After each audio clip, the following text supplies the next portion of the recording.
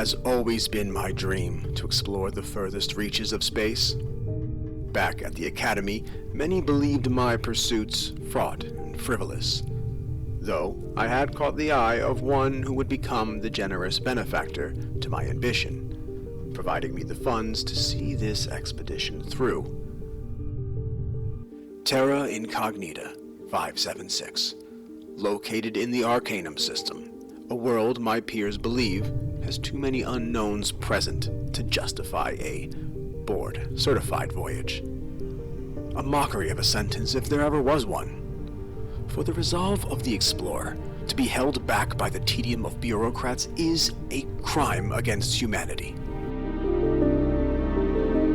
Navigating to Terra Incognita has been nothing short of a challenge. The lonely planet is nestled within clusters of countless asteroid fields. Our telescopes were unable to distinguish much, other than understanding the planet appears to be shrouded in a heavy, black atmosphere.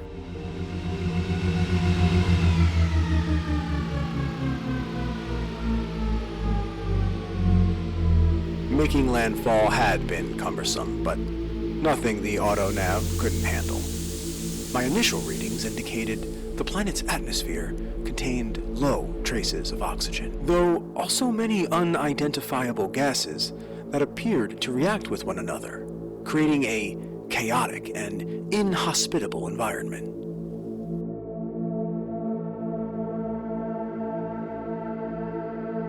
A constant fog obscured much in the way of gleaning from my surroundings in this vast and empty world.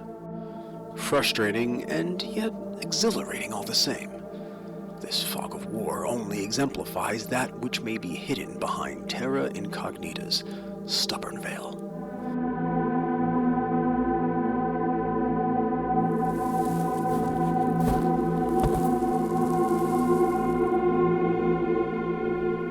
Like all things, perseverance is key. Hours passed, and the endless drab nothingness forced me to question my steely resolve. Had I been the fool, romancing the undesirable? No, I hadn't. And she is the proof. Though it appears we have no way of communicating with one another. She had been looking out into the distance when I approached her and made myself known. Observing for only a brief time, I can confirm she is an intelligent being. Passive and possibly only slightly interested in my presence, she looks at me with indifference. Inhuman in every way other than her facial features, which were that of an attractive woman in her 30s. The remainder of her body had been encased in a sleek, black, organic exoskeleton, and she wore a rigid, crown-like headdress composed of the same black covering. As I continued to examine the alien woman, I heard a strange, stuttering transmission that pulsed inside my mind. It stung sharply and quickly like a bolt of lightning had struck my brain. I staggered back, but regained my posture.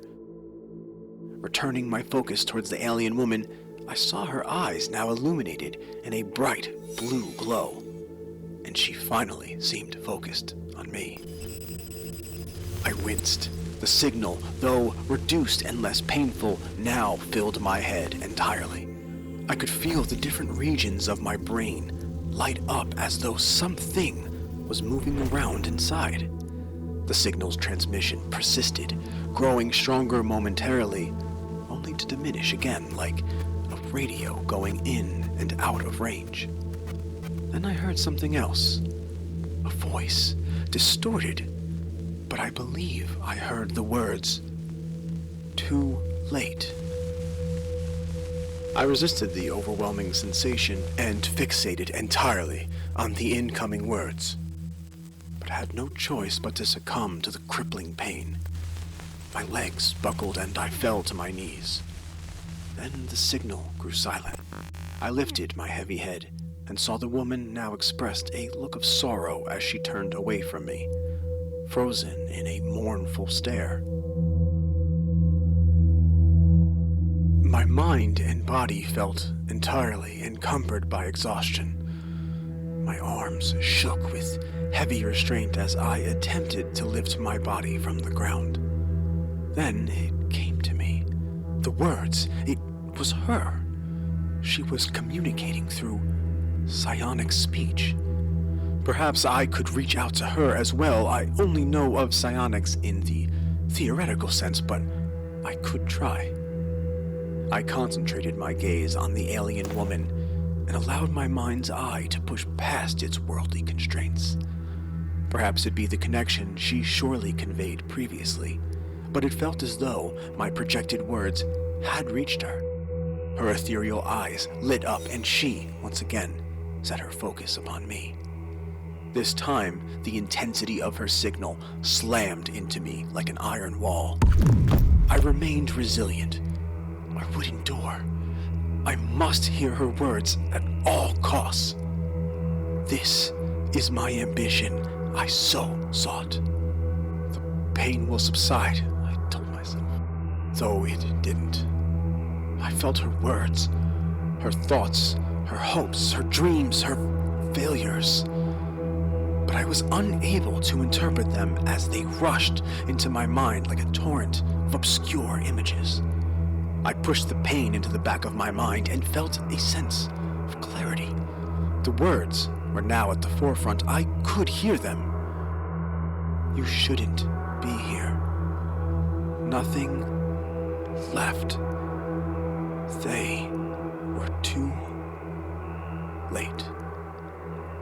My brain throbbed, and I could feel it swell inside of my skull. But she didn't relent.